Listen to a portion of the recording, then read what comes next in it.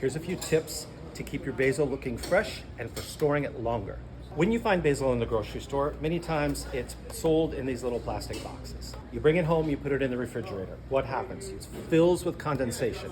Moisture is the enemy of basil. So what can you do?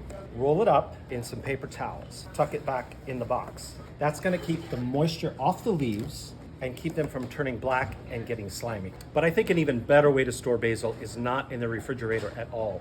Room temp. This basil right here, I kid you not, I brought into Milk Street 6 weeks ago.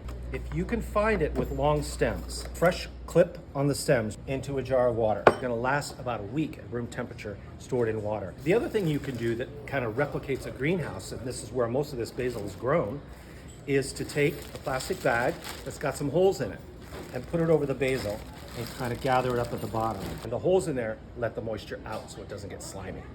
And finally, if you do have some basil that's on its way out, tear your basil up. And in this case, stems and all. You throw them in a food processor and puree it until it's nice and finely chopped. And I'm gonna drizzle some olive oil in there and make a very loose oil and basil paste. I'm gonna drop it into some ice cube trays and pop it in the freezer.